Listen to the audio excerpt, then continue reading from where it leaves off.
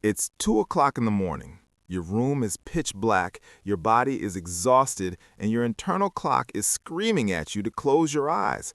But there you are. Your face is bathed in the eerie blue glow of a 6-inch screen, and your thumb is moving in a rhythmic, almost hypnotic motion.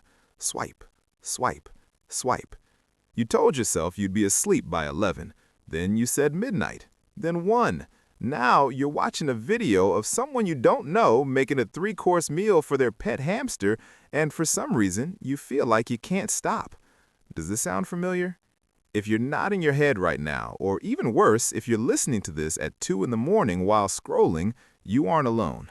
But have you ever stopped to ask why? Why is it that the more tired we get, the harder it becomes to do the one thing we need most? Why does our brain choose a 30-second clip of a dancing cat over the deep, restorative sleep it's literally begging for? Today, we are diving deep into the psychology of the midnight scroll.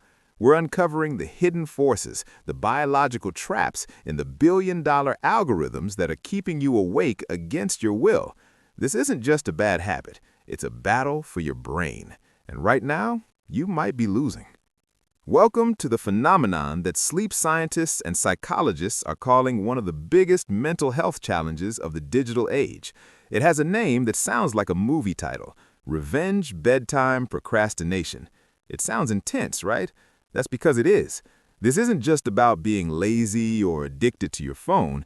It's actually a complex psychological response to the way we live our lives today. We're living in a world where our time is constantly being stolen by work, chores, and responsibilities. And when the sun goes down, our brains want that time back. But here's the catch. The way we try to reclaim that time is actually destroying our ability to function the next day. In the next few minutes, I'm going to break down exactly what is happening inside your head the moment you pick up that phone in the dark.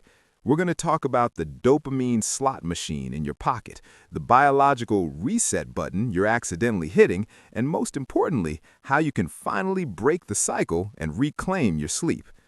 Think about your day for a second. From the moment you wake up, someone else owns your time. Your boss, your teachers, your family, your emails, everyone wants a piece of you. By the time you finally hit the pillow, you feel like you haven't had a single moment that was just for you. This is where revenge bedtime procrastination kicks in. You stay awake because it's the only time you feel like you're in control. You're taking revenge on the daytime hours that stole your freedom. It's a way of saying, I refuse to let this day end until I've had some fun. But here is the tragic irony. The fun you're having is carefully engineered by the smartest people in the world to be as addictive as possible. Imagine you're at a casino. You're standing in front of a slot machine. You pull the lever, and you might win or you might lose. That uncertainty, that maybe the next one will be the big one, is what keeps people gambling for hours. Now, look at your phone. Every time you swipe up on TikTok, Instagram, or YouTube Shorts, you are pulling the lever on a digital slot machine. One video is boring, the next is okay. But the third one, though, the third one is hilarious. It's a massive hit of dopamine right to your brain's reward center. Your brain thinks, wow, that was great. I wonder what the next one is. And just like that, you're trapped in a variable reward loop. You aren't scrolling because you're interested. You're scrolling because your brain is hunting for the next hit of dopamine. The engineers at these tech companies know this. They have designed infinite scrolls specifically to remove any stopping cues. In the old days, you'd reach the end of a chapter in a book or the end of a newspaper page, and your brain would get a signal to stop. Now, the content literally never ends. You can scroll until the sun comes up, and you will never hit a wall. But it's not just the content, it's the physics of the light itself. You've probably heard of blue light, but do you know what it's actually doing to you? Inside your brain, there's a tiny gland called the pineal gland. Its only job is to wait for darkness so it can flood your body with melatonin, the hormone that tells your body it's time to sleep. But when you stare at that bright screen, the blue light mimics the frequency of morning sunlight. You are essentially screaming at your brain, "It's morning, stay awake!"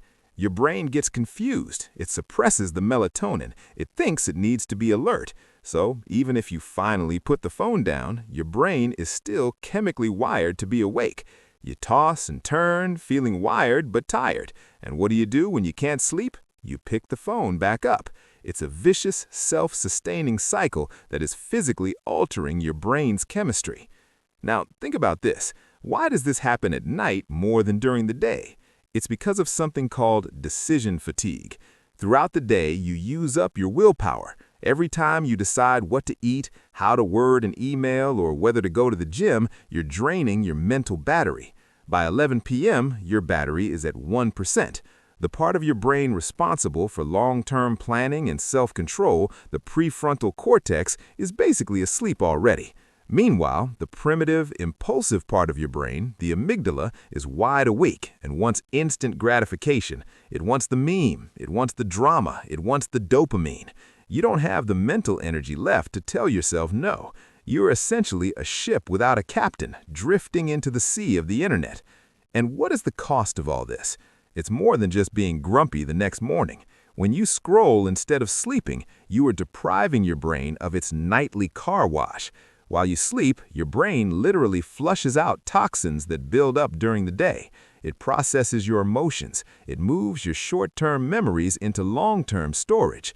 When you cut that process short, you wake up with brain fog. Your reaction times slow down. Your ability to regulate your emotions plummets. Have you ever noticed that you're way more anxious or irritable after a night of late-night scrolling? That's not a coincidence. You've denied your brain the maintenance it needs to keep you mentally stable. So how do we stop? How do we beat the billion-dollar algorithms and our own biological urges? It starts with a realization. The revenge you're taking on your day is actually revenge on your future self. Every minute you spend scrolling at 2 a.m. is a minute you're stealing from your happiness, your productivity, and your health tomorrow. You have to create friction. These apps are designed to be frictionless, so you have to make it hard to use them.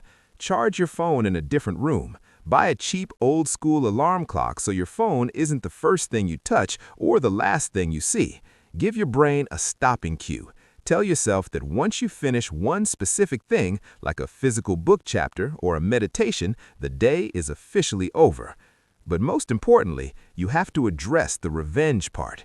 If you feel the need to scroll at night because you didn't have any me time during the day, you need to find small pockets of freedom while the sun is still up.